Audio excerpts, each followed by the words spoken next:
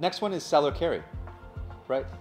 And this is where you're paying the seller a little or no money, and then the seller acts as a bank and effectively makes a loan to you, and you make payments based on the agreed upon terms. Okay? So it works when there's a lot of equity, and you could do this as a second in conjunction with the seller carry. You could take a seller carry, right? Say someone's house is worth $500,000 as is, they have a $200,000 first mortgage, and you don't want to pay them the $300,000 in cash. You could say, hey, could you do a seller carry for $200,000 and I'll pay you $100,000 in cash, right?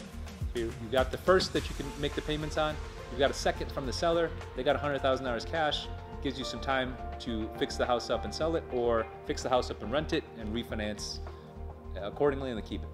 I was like, I think this has potential for development.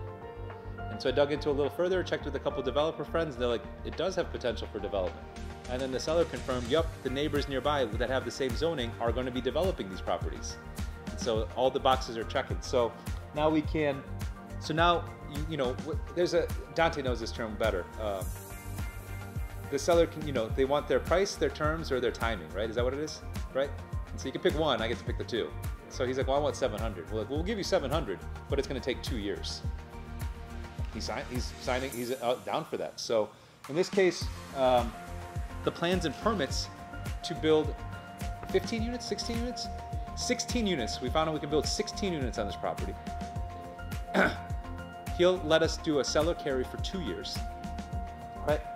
He owes $70,000 on a mortgage on this property.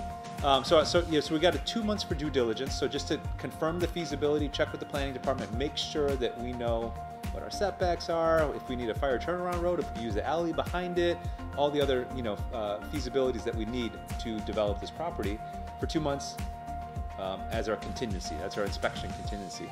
After that, we're paying off his $70,000 mortgage, and he's giving us a $630,000 seller carry. He wanted $2,500 a month, which comes out to about a 4.75 interest-only payment. Meanwhile, he's already got a renter on it that's paying him $2,000 a month. These boys went up today, and he said he'd pay $200 more. So now we're only netting $300 a month on our seller carry payments.